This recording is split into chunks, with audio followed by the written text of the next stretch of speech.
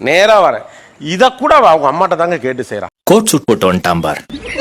ஏதோ டெக்ஸ்டைல் விளம்பரத்துல வர்ற மாதிரி இல்ல, அவனை பார்த்தா முழுன்னு இருக்கான் பார். நேரா வரேன். இத கூட அவங்க அம்மாட்ட தாங்க கேட்டு செய்யறான். எனக்கு கஷ்டமா இருக்கு. எது மை கொடுங்க. அப்பா பாப்பா பொழுது விழுந்து பொழுது போன இதுங்களோட மல்லு கட்டுறதுக்கே நமக்கு சரியா இருக்கு. காலையில டிஃபனே அப்படிதான் ஆரம்பிக்கும். ஸோ அந்த சின்ன சின்ன விஷயம் கூட அவங்க அம்மா கேட்டு தான் எல்லாமே பண்ணுவாங்க. அதை நீங்க தடுக்க முடியாது, அப்படிதான் நடக்கும். நம்ம கேட்டா அது தப்பு. அதெல்லாம் நீ சொல்லக்கூடாது. ஏன் சொல்ற நீ? அதெல்லாம் நீ சொல்லக்கூடாது. அப்படின்னா அந்த அர்த்தம் நம்மளுக்கு புரியாது, அவங்களுக்கு மட்டும் புரியும். அதான் அவங்க சொல்றாங்களா, அடுத்த முறை வரும்போது ஷேவ் பண்ணிட்டு வந்துரு அப்படின்னுவாங்க. உடனே அவங்க சொல்லுவாங்க, அடுத்த முறை வரும்போது ஃபார்மல்ல வாயேன். Any problem? Lot of problem. Daily problem. Different problem. அப்ப அதாவது காலையில டிஃபன் மட்டும் இல்ல, நீங்க டாக்ஸ் போடுறதா இல்லையாங்கிறது எல்லாமே. ஏமா டிஃபன் கூட அம்மாவை தான் கேட்டு செய்றீங்கங்கறாங்க. அப்பலாம் அதுக்கு சூதுவா தெரியாம வளர்ந்துட்டு என்ன பண்ண சொல்றீங்க சார்? மாவு கூட அவங்க தான் சார் குடுக்குறாங்க. My God. ட்ராக் சூட் அவர் தானே போடுறாரு, அதுவுமா அவங்க அம்மா சொல்லி அவர் போட்டுக்கணும். திணறேன் பாருங்க, திணறேன். என்னடா செய்யறது அப்படின்ட்டு அது ரொம்ப கஷ்டம். இந்த பாரு, வீட்டுக்கு வர நீ எப்போதுமே சாரி கட்டிட்டு தான் வரணும் அப்படின்னு உங்க மாமியார் சொன்னா அதை நீங்க எப்படி பாப்பீங்க?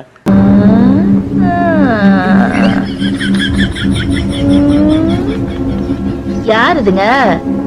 உங்க அப்பா நாத்தாளுமா? சோலி முடிச்சு. வேற தூங்கணும்னா கூட மதியானம் இத்தனை மணிக்கு தான் தூங்கணும், இத்தனை மணிக்கு தான் எந்திரிக்கணும். அவங்களும் முழிச்சிருக்காங்க, நீ தூங்க கூடாது. யாரு முழிச்சிருக்காங்க? வேற யாரு? நான் தான். யாரு முழிச்சிருக்காங்க? அம்மா, அவங்க அம்மா அப்பா.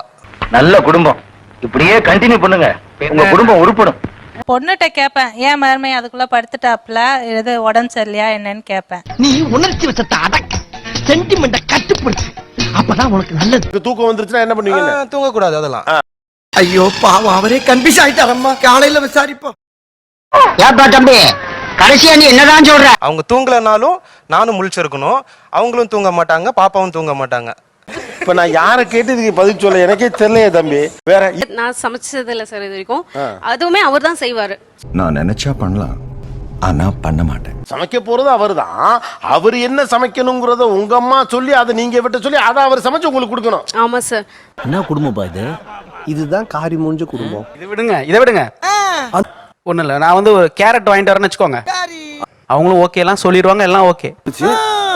போன் போகும், எப்படி செய்யலாம்? நீ பீட்ரூட் செஞ்சிடனா, நான் பீட்ரூட் வாங்கிட்டு வரணும் நாளைக்கு சொல்றான். வேற ஆக்சுவலி எங்க வீட்டில் இருக்க திங்ஸ் எல்லாம் எங்கெங்க இருக்கணும் அதெல்லாம் டிசைட் பண்றது அவங்க அம்மா தான் சார். இந்த மூலையில ஒரு ட்ரெஸ்ஸிங் டேபிள் வரட்டும். என்ன கர்டன்ஸ் இது மேட்சே இல்லாம இதெல்லாம் ரிமூவ் பண்ணிடுங்க. பெரிய லம்பாடி பொம்பளையா இருப்பா. டிவி எங்க இருக்கணும், வாஷிங் மிஷின் எங்க இருக்கணும், சோஃபா எங்க இருக்கணும், சேர் எங்க இருக்கணும், மிக்ஸி எங்க இருக்கணும், ஃப்ரிட்ஜ் எங்க இருக்கணும். லிஸ்ட் பெருசா போய்கிட்டு இருக்கு. அது கூட பரவாயில்ல சார், ஆனா ஃப்ரிட்ஜ்ல இருக்க அந்த ரேக்ல என்னென்ன இருக்கணும்னு டிசைட் பண்றது அவங்க அம்மா தான். தம்பி உங்க சூழ்நிலை புரியுது, யாருக்குமே இப்படி வரக்கூடாது.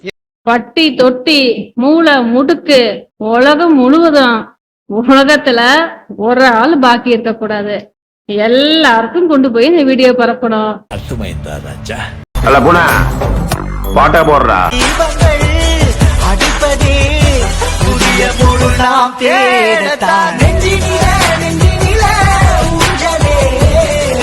சப்ஸ்கிரைப் பண்ணுங்க, நம்மள சந்தோஷப்படுத்துற அவங்களையும் நம்ம சந்தோஷப்படுத்துவோம். உங்களை எல்லாம் ஆண்புடன் கேட்டுக்கொள்கிறேன்.